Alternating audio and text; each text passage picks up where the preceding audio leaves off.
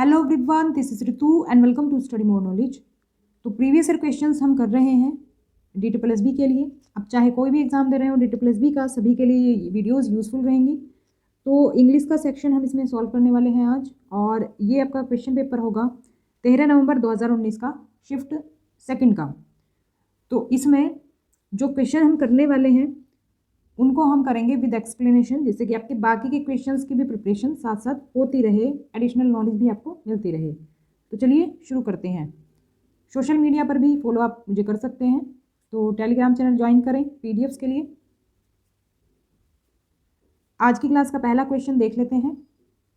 इसमें fill in the blanks दिया हुआ है और हमें करेक्ट ऑप्शन इसमें चूज करना है। तो कौन सा इसमें सही आंसर हो जाएगा? ये हो जाएगा option number second, on the top of the hill leaves a hermit. तो ये हो जाएगा हमारा करेक्ट आंसर। ऑन हम यूज़ करते हैं किसी चीज़ को सरफेस पर दिखाने के लिए, जैसे कि टेबल पर कोई चीज़ रखी है और उससे वो टच भी होनी चाहिए, फिजिकल कांटेक्ट में आनी चाहिए वो चीज़, तभी हम कहेंगे उसके लिए, तभी हम उसके लिए ऑन का यूज़ करेंगे। तो ऑन हम यूज़ करते हैं किसी सरफेस के लिए, और बेसिकली ये प्रीपोजिशन है। प्रीपोजिशन एक ऐसा वर्ड है that is used before a noun phrase और a pronoun connected it to another word.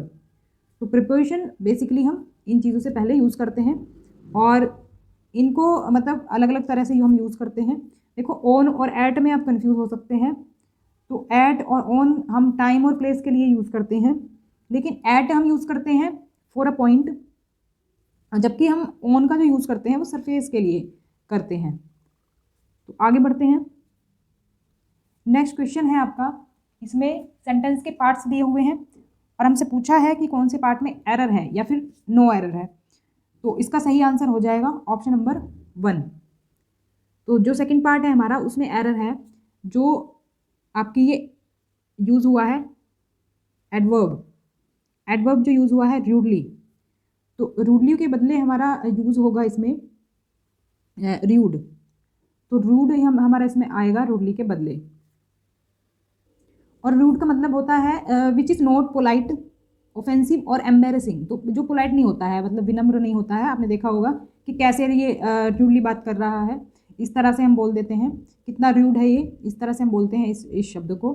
और ये एक एडवर्ब है। तो एडवर्ब जो होते हैं ये डिस्क्राइब करते हैं वर्ब को, एडजेक्टिव को, एडवर्ब को और किसी फ्रेज को। तो ध्यान रखेंगे इस चीज़ का, कई सारी चीज़ों को ये डिस्क्राइब करते हैं। जैसे कि हम हिंदी में समझते हैं ना कि इसको हम कह सकते हैं इसकी विशेषता बताते हैं, तो इसी तरह से वर्ब, एडजेक्टिव, एडवर्ब और फ्रेज को ये डिस्क्राइब करते हैं। तो आगे बढ़ते हैं। नेक्स्ट क्वेश्चन है हमारा, ब्रैकेट वाला जो वर्ड है इसमें, इसको हमें बताना है ये सही है या इसके जगह पर कोई और वर्ड आना है। तो इसमें जो हमारा सही आंसर होगा वो हो जाएगा ऑप्शन नंबर 3, बेस्ट आ जाएगा यहाँ पर। देखो, nature is the best physician. यहाँ पर बेस्ट क्यों आएगा? क्योंकि यहाँ पर द का यूज़ हुआ है। देखो, जो द है, द जो आर्टिकल है ये हम सुपरलेटिव डिग्री से पहले लगाते हैं। बेस्ट जो है ये सुपरलेटिव डिग्री है। डिग्री जो होती हैं ये एडजेक्टिव की डिग्री होती हैं। 3 डिग्री होती हैं एडजेक्टिव्स की। एक तो होती है पॉजिटिव डिग्री, एक होती है कंपैरेटिव डिग्री और एक होती है सुपरलेटिव डिग्री। अगर हम ये बेस्ट वाली ही डिग्री देखें तो इसकी जो पॉजिटिव डिग्री है वो है गुड, और जो कंपैरेटिव डिग्री है वो है बेटर, और जो सुपरलेटिव डिग्री है वो है बेस्ट। मतलब अगर हमें किसी चीज़ को अच्छे से अच्छा दिखाना है, मतलब उससे अच्छा कुछ हो ही नहीं सकता, या फिर सुपीरियर कोई चीज़ दिखानी है, तो उसके लिए हम सुपरलेटिव डिग्री का यूज़ करते हैं, और इससे पहले हम द आर्टिकल का यूज़ करते हैं। तो इस बात का ध्यान रखेंगे। तो आगे बढ़ते हैं। नेक्स्ट क्वेश्चन है हमारा ईडियम और फ्रेज से, और हमारा ईडियम है इसमें अ बून इन डिसगाइज। अ बून इन डिसगाइज, इसका मतलब क्या होगा? तो इसका मतलब हो जाएगा option number 2, a benefit in loss. देखो, कभी कभी ऐसी सिचुएशन आती है कि हमें मतलब लॉस हो रहा होता है, तो उसमें थोड़ा सा भी बेनिफिट अगर मिल जाता है तो उसके लिए हम कहते हैं अ बेनिफिट इन लॉस, मतलब अ बून इन डिसगाइज। और इसके बदले हम दूसरा फ्रेज भी यूज़ करते हैं, मतलब थोड़ा सा चेंज हो जाएगा उसमें, अ ब्लेसिंग इन डिसगाइज। तो इस तरह से हम इसका यूज़ कर सकते हैं।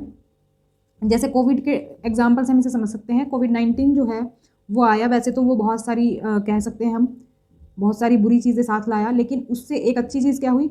एनवायरनमेंट फ्रेंडली वो रहा जब लॉकडाउन हुआ था। तो एनवायरनमेंट में मतलब जो पोल्यूशन था वो थोड़ा कम हुआ था जब गाड़ियाँ बंद हो गई थी। तो इससे हम कहेंगे उसके तौर पर हम समझ सकते हैं इस एग्जाम्पल को कि अ बून इन डिस्गाइज हम कोविड के लिए कह सकते हैं। आगे बढ़ते हैं। Choose the incorrectly spelled word. इसमें जो वर्ड है आपको वो चूज़ करना है जिसकी स्पेलिंग जो है गलत दी हुई है। तो इसका सही जो आंसर होगा वो होगा option number second, occasionally. Occasionally जो है इसकी स्पेलिंग ये नहीं होती है, इसकी स्पेलिंग होती है ये थर्ड नंबर की। ओकेजनली कुछ इस तरह से लिखा जाता है, तो इसीलिए हमारा ये सेकंड ऑप्शन जो होगा वो हो जाएगा सही आंसर इसमें। और ओकेजनली का मतलब होता है sometimes but not regularly and not often. मतलब जो चीज़ रेगुलर नहीं है, कभी कभी जो होती है, जैसे कि कुछ लोग कहते हैं हम ड्रिंक करते हैं ओकेजनली, इसका मतलब होता है कि वो कभी कभी पार्टीज़ वगैरह में ड्रिंक करते हैं। तो इस तरह से इसका एग्जाम्पल हम समझ सकते हैं। तो पहला जो वर्ड है हमारा ये होता है अकरेंस। अकरेंस का मतलब होता है something that happens. Past time का मतलब होता है something that you do because you think it is enjoyable और इंटरेस्टिंग। तो इसका हम इस तरह से मतलब समझ सकते हैं। नेक्स्ट क्वेश्चन है द साउंड ऑफ फ्रॉग्स। इसके लिए सब्स्टिट्यूट बताना है हमें, इसकी जगह हम कौन सा शब्द यूज़ कर सकते हैं, कौन सा वर्ड हम यूज़ कर सकते हैं। तो इसके लिए जो सही आंसर होगा वो हो जाएगा फर्स्ट ऑप्शन, क्रोक। क्रोक हम यूज़ कर सकते हैं साउंड ऑफ फ्रॉग्स के लिए। जो फ्रॉग्स हैं उनके साउंड को हम कह सकते हैं क्रोक। तो और अगर हम बाकी वर्ड्स की बात करें तो हूट। हूट जो है a sound of N owl. Owl जो उल्लू जो साउंड निकालते हैं उसको हम कहते हैं हूट।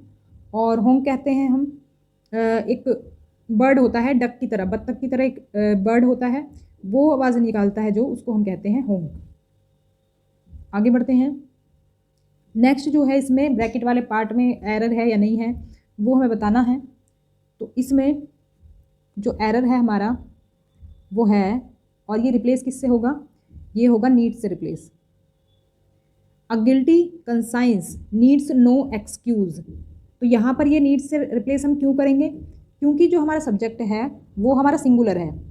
अब सब्जेक्ट वर्ब एग्रीमेंट मैंने आपको बताया था कि जो सिंगुलर सब्जेक्ट हम यूज़ कर रहे हैं उसके साथ सिंगुलर वर्ब ही हम यूज़ करते हैं, और जो प्लूरल सब्जेक्ट होगा प्लूरल वर्ब यूज़ करेंगे, वो होता है सब्जेक्ट वर्ब एग्रीमेंट। और उसके अकॉर्डिंग यहाँ पर नीड्स आना चाहिए, क्योंकि ये जो वर्ब है ये हमारी सिंगुलर में आती है, जो SES लगा होता है वो सिंगुलर वर्ब में आता है। तो ये हमारा जो वर्ब यहाँ पर होगी नीड्स यूज़ होगी यहाँ पर। तो नेक्स्ट क्वेश्चन पर चलते हैं। रीअरेंज करने के लिए पार्ट्स दिए हुए हैं सेंटेंस के। तो इसमें रीअरेंज अगर हम करेंगे तो इसमें हमारा सही आंसर आ जाएगा ऑप्शन नंबर 1। देखो मैंने बताया था सबसे पहले आप सब्जेक्ट की पहचान करें, और इसमें तो ईजिली आप फाइंड कर सकते हैं सब्जेक्ट, बिल्कुल भी कन्फ्यूजन नहीं होगा। आई ब्रोट हिम, ये आई जो है यहाँ पर सब्जेक्ट हो गया, तो ईजिली फाइंड कर सकते हैं, कहीं और आपको सब्जेक्ट नहीं मिलेगा और किसी पार्ट में। तो यहाँ पर ये हो जाएगा हमारा फर्स्ट पार्ट। अब सेकेंड पार्ट क्या होगा, सेकेंड पार्ट हो जाएगा हमारा R. I brought him home in a cardboard. इसके बाद आएगा हमारा box and named him Scooby. तो ये हमारा पूरा रीअरेंज हो जाएगा सेंटेंस इस तरह से। नेक्स्ट है हमारा ईडियम और फ्रेज से रिलेटेड अक्वेयर फिश। इसका हमें मीनिंग बताना है, क्या होना चाहिए। इसका मीनिंग हो जाएगा option number 1, a strange person. अगर कोई है, कोई विचित्र पर्सन व्यक्ति है, अगर कोई अजीब सी हरकतें कर रहा है, तो अजीब सा मतलब बिहेव होता है उसका, अजीब सी वो चीज़ें करता है, तो उसको हम कहेंगे अक्वेयर फिश। तो इसको हम कह सकते हैं someone who is slightly strange और क्रेजी। स्लाइटली मतलब थोड़ा बहुत जो अजीब सा आपको लगे, क्रेजी सा, पागल सा लगे, तो उसको हम ऐसे बोल सकते हैं इस इडियमेटिक फ्रेज के साथ अक्वेयर फिश। तो ऑप्शन 1 इसका करेक्ट हो जाएगा। अब जो नेक्स्ट वर्ड है इसका हमसे अपोजिट पूछा है, वर्ड है इनॉर्मस। इनॉर्मस का हमसे पूछा है अपोजिट वर्ड, तो इसका जो आंसर हो जाएगा ऑप्शन नंबर 4 करेक्ट हो जाएगा, पिटीट। पिटीट जो है इसका सही आंसर होगा। इनॉर्मस का मतलब होता है वेरी बिग इन साइज और इन अमाउंट, और पिटीट का मतलब होता है वेरी शॉर्ट एंड एट्रैक्टिवली थिन, मतलब कि बहुत पतला सा या छोटा, ये हम कह सकते हैं। जबकि इसका मतलब है क्या, बड़ा और मतलब अमाउंट में ज़्यादा। तो दोनों एक दूसरे के अपोजिट हो जाते हैं, ऐसे एंटोनिम्स हम इन्हें कह सकते हैं एक दूसरे के। तो ये सही आप आंसर हो जाएगा उसका फोर्थ ऑप्शन। बाकी वर्ड्स की बात करें तो ह्यूज का मतलब होता है extremely large in size, amount और डिग्री। एक्सट्रीमली जो साइज में बड़ा होता है उसको हम कहते हैं ह्यूज। अनकवर होता है to find out about something that has been kept secret, तो जैसे किसी की सीक्रेट को उजागर कर देना हम ये कह सकते हैं, उसको हम कहेंगे अनकवर। फिर है डेमिनिश। डेमिनिश का मतलब होता है टू बिकम और मेक समथिंग बिकम स्मॉलर और लेस, तो इसका फोर्थ ऑप्शन हमारा सही आंसर होगा। नेक्स्ट क्वेश्चन है, इम्पार्शियल वर्ड दिया है, इसका हमें सिनोनिम बताना है, सेम मीनिंग वाला वर्ड बताना है इम्पार्शियल। देखो इसका अगर आपको मीनिंग नहीं पता है तो भी आप इसको कैसे सॉल्व कर सकते हैं। देखो पार्शियल आपने सुना होगा, पार्शियलिटी सुना होगा। पार्शियलिटी होता है क्या, जैसे किसी के बीच में भेदभाव होता है, किसी एक ग्रुप की हम तरफ ज़्यादा झुके होते हैं, एक ग्रुप की तरफ हम ज़्यादा जोर देते हैं, तो वो पार्शियलिटी हो जाती है। तो पार्शियलिटी या पार्शियल का अपोजिट क्या होगा, इम्पार्शियल होगा। तो इम्पार्शियल का मतलब क्या होना चाहिए, तो इम्पार्शियल का मतलब होना चाहिए क्या, अनबायस्ड। तो देखो जैसे पार्शियल का मतलब बायस्ड होगा, जैसे किसी की तरफ झुकाव होता है हमारा, किसी एक ग्रुप की तरफ, किसी एक पीपल की तरफ, जिसे हम भेदभाव भी कह सकते हैं एक तरह से, तो उसका अपोजिट क्या होना चाहिए, तो वैसे ही अनबायस्ड इसका हो जाएगा, इम्पार्शियल का सेम मीनिंग। तो सेकंड ऑप्शन इसका सही हो जाएगा। कुछ वर्ड ऐसा ज़रूरी नहीं है कि आपको सारे वर्ड्स ही आते हों, कुछ आपको कॉमन सेंस के बेस पर भी आंसर करने होते हैं, ज़रूरी नहीं है कि सारी वोकेबलरी आपको याद ही हो। तो इस तरह से भी आप अंडरस्टैंडिंग के बेस पर आंसर कर सकते हैं। और अगर हम बाकी वर्ड्स की बात करें तो प्रीजुडिस जो होता है ये होता है showing an unreasonable dislike for something और समवन, जैसे किसी एक चीज़ के बारे में हम कोई राय बना लें और वो कोई नेगेटिव राय हो, एक तरह से नेगेटिव पॉइंट पर हो कि ये लोग तो इस तरह से रहते हैं, ये लोग तो ये करते हैं इस तरह से, तो वो प्रीजुडिस कहलाता है। बायस्ड होता है वही जो मैंने अभी बताया आपको, किसी मतलब अनफेयरली प्रेफरिंग वन पर्सन और ग्रुप ओवर अदर अनदर, मतलब किसी दूसरे के मुकाबले किसी एक ग्रुप या पर्सन को इंपोर्टेंस देना ज़्यादा या प्रेफर करना। सेंसर होता है the act of expressing strong disapproval and criticism, किसी चीज़ के लिए मतलब क्रिटिसिज्म करना या फिर डिसअप्रूवल। स्ट्रॉन्ग हम कहेंगे, ऐसा नहीं कि थोड़ा बहुत, मतलब जो हम स्ट्रॉन्गली डिसअप्रूवल किसी के लिए दिखाएं वो होगा सेंसर। रीअरेंज करना है हमें सेंटेंस के पार्ट्स को, इसमें सही जो आंसर होगा वो आप पहले खुद भी कर सकते हैं। सही आंसर इसका हो जाएगा ऑप्शन नंबर 4 PSRQ। देखो इसमें भी सब्जेक्ट आपको इजीली मिल जाएगा, दे इसमें सब्जेक्ट है, दे हैव बीन। अब देखो हैव आया है तो हैव के बाद बीन लगेगा, क्योंकि हैव आया तो हैव के बाद ही बीन लगेगा, कहीं और तो लगेगा नहीं। तो इसके बाद हमें सेकंड पार्ट भी इजीली मिल जाएगा, they have been losing weight. अब वेट ही तो लूज़ करते हैं, तो losing weight over a period of time, तो ये तो बहुत ईजी था फाइंड आउट करना। फोर्थ ऑप्शन इसमें हमारा हो जाएगा सही आंसर। इसमें भी हमें बताना एरर कौन से पार्ट में है, तो इसमें अगर हम बात करें एरर की तो ये है हमारा ऑप्शन नंबर 4 में। ऑप्शन नंबर 4 में अगर हम ध्यान दें तो दिया है सेकंड पार्ट, तो सेकंड पार्ट क्या है हमारा, forbid passengers, the railway company forbid passengers to cross the line. अब इसमें एरर क्यों है, देखो जो द रेलवे कंपनी है ये एक तरह से सिंगुलर सब्जेक्ट को रिप्रेजेंट कर रही है, तो जो हमारी वर्ब है वो भी हमारी सिंगुलर होनी चाहिए। मैंने आपको बताया था जो वर्ब है हमारी SEIS अगर उसमें लगा है तो वो सिंगुलर कंसीडर होगी, तो इसमें SEIS नहीं है, तो फॉरबिड्स इसका हो जाएगा सिंगुलर फॉर्म। तो यहाँ पर आना चाहिए था the railway company forbids passengers to cross the line, तो वही है सब्जेक्ट वर्ब एग्रीमेंट के अकॉर्डिंग यहाँ पर सिंगुलर वर्ब होनी चाहिए। नेक्स्ट क्वेश्चन है, इसमें हमें बताना है जो choose the correctly spelled word, जिसकी स्पेलिंग बिल्कुल करेक्ट है वो वर्ड बताना है हमें। इसमें जो सही आंसर है वो होगा सेकेंड ऑप्शन, मिनस्क्यूल हो जाएगा सही आंसर। इसका मीनिंग होता है एक्सट्रीमली स्मॉल, बहुत ज़्यादा छोटा।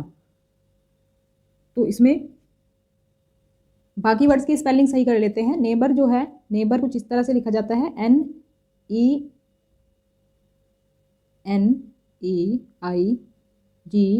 NENEIGHBOUR, कुछ इस तरह से नेबर को हम लिखते हैं। और हैरास हम लिखेंगे सिंगल आर कर देंगे हम इसे, हम कुछ इस तरह से इसे लिखेंगे। तो नेबर का मतलब तो होता है पड़ोस, यानी आपके पास की कोई जगह, और हैरास का मतलब होता है किसी को मतलब परेशान करना किसी भी तरह से। और नोटिसेबल, नोटिसेबल की स्पेलिंग हो जाएगी NOTICE, सी के बाद ई आ जाएगा, बाकी जो हमारा वर्ड है वो एज इट इज़ रहेगा। तो NOTICE ABLE, which means easy to notice, मतलब जिसको हम ईजिली नोटिस कर सकते हैं, नोटिसेबल उसे कहेंगे। तो इस तरह से इनका मीनिंग हम समझ सकते हैं। नेक्स्ट क्वेश्चन पर चलते हैं। चूज द करेक्ट ऑल्टरनेटिव, जो फिल इन द ब्लैंक है उसमें क्या वर्ड आना चाहिए ये हमें बताना है। तो इसमें हमारा आंसर होगा ऑप्शन नंबर सेकेंड। तो इसमें अगर हम बात करें तो दो कीवर्ड्स दिए हुए हैं, सून और अवे। ये दर्शाते हैं कि the event rainbow is occurred but it is over now, ये मतलब रेनबो दिखा था लेकिन जल्दी ही खत्म भी हो गया। सून और अवे का मतलब ये है, तो इसका मतलब यहाँ पर क्या आएगा, फेडेड आएगा। The beautiful rainbow soon faded away, क्योंकि पास की घटना है तो इसलिए हम यहाँ पर फेडेड लगाएंगे।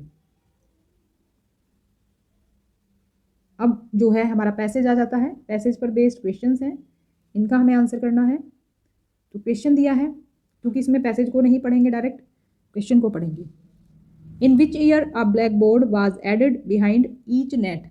देखो इसमें जो क्वेश्चन आप सॉल्व करते हैं कीवर्ड्स पर फोकस करें, जो इसमें पूछा गया है उसको ही पैसेज में ढूंढें, बहुत ईजिली आपको आंसर मिल जाएगा। तो बिहाइंड ईच नेट अगर हम ढूंढें तो कहाँ पर मिलेगा हमें ये हमें अगर हम देखें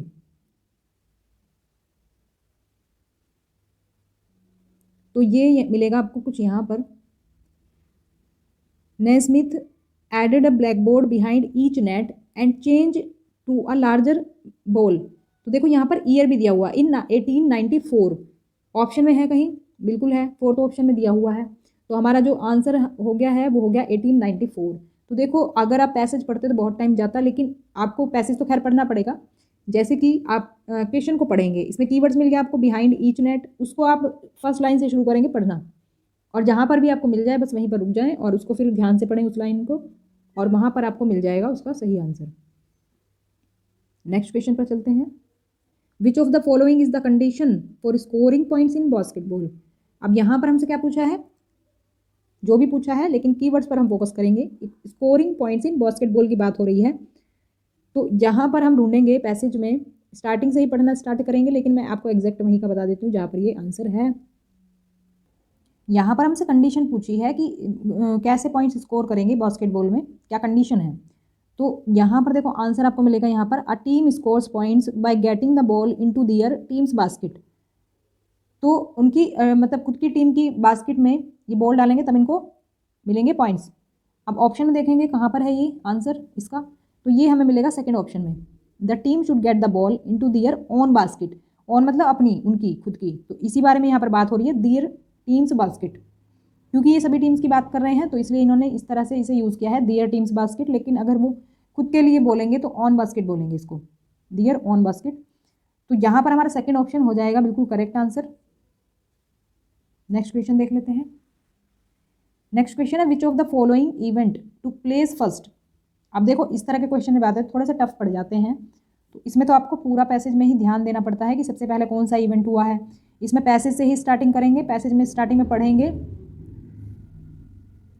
पैसेज में स्टार्टिंग में पढ़ेंगे कि कौन सी लाइन सबसे पहले दिख रही है। तो इसमें अगर देखें तो सबसे पहले आपको मिलेगी लाइन थर्ड ऑप्शन वाली, तो ये रही वो line, the players use a soccer ball. तो ये वाली जो हमारी लाइन है ये सबसे पहले आएगी। इसके बाद जो लाइन आएगी वो आएगी 2 years later metal hoops with net bags replaced the peach baskets. तो ये वाली आएगी इसके बाद सेकंड नंबर पर। थर्ड नंबर पर आएगी हमारी, ये हमने पहले भी देखा था, पहले क्वेश्चन में था हमारा, in 1894 Naismith added a black board behind each net and change to a larger ball. तो ये वाली लाइन है ये थर्ड नंबर पर आ जाएगी, और फिर जो बची है वो लास्ट नंबर पर आ जाएगी हमारी।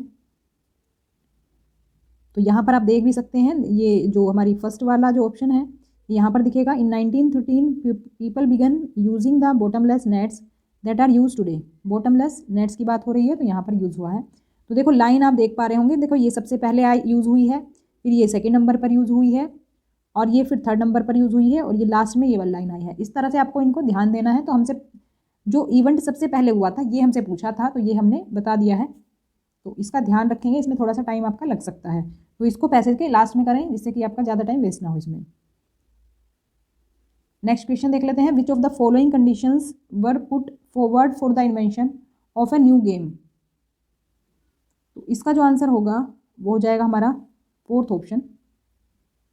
अब जैसा कि मैंने आपको बताया था कि हमें कीवर्ड्स पर ध्यान देना है। Invention of a new game के इन्वेंशन की बात हो रही है, तो ये हमें कहाँ पर मिलेगा? इन्वेंशन ऑफ न्यू गेम की अगर हम बात करें तो हम पैसेज में ढूंढेंगे इन्वेंशन ऑफ न्यू गेम, कहीं ना कहीं तो हमें मिलेगा ही।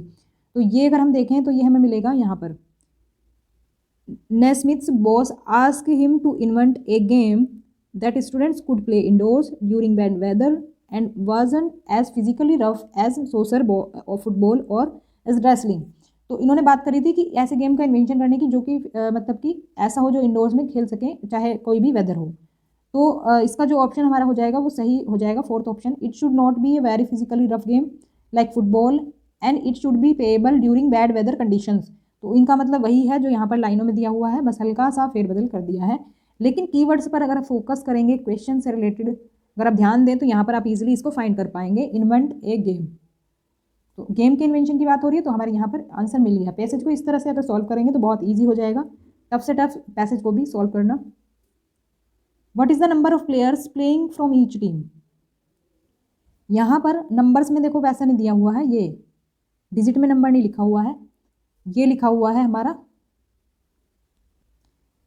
अल्फ़ाबेट्स में, तो इसलिए ढूंढना मुश्किल हो जाता है थोड़ा। तो यहाँ पर आ जाएगा, during a basketball game 2 teams of 5 players each throw the ball into 2 baskets at opposite ends of a court। तो हमसे पूछा है ईच टीम का जो प्लेयर है वो कितने हैं, 5 हैं, यहाँ पर भी लिखा है 5 players each throw the ball into 2 baskets. तो यहाँ पर हमारा करेक्ट आंसर मिल जाएगा इसका। तो ये थी हमारी आज की क्लास, ऑप्शन नंबर 3 इसमें सही हो जाएगा। तो वीडियो पसंद आई तो लाइक करें, शेयर करें ज़्यादा से ज़्यादा, और चैनल को सब्सक्राइब कर लें जिससे आपको आगे के नोटिफिकेशंस भी मिलते रहें। देखो शेयर अगर आप करेंगे तो मुझे भी थोड़ा सा मोटिवेशन मिलेगा, क्योंकि इतनी मेहनत के बाद अगर वीडियो शेयर नहीं हो रहा है, लोग ज़्यादा नहीं देख रहे हैं, ज़्यादा लोग फ़ायदा नहीं उठा पा रहे हैं, तो फिर थोड़ा सा डीमोटिवेशन मिलने लगता है। तो मिलते हैं नेक्स्ट क्लास में, तब तक के लिए stay connected and keep watching study more knowledge. Thanks for watching. Comment करके हमें ज़रूर बताएं कि वीडियो आपको कैसा लगा।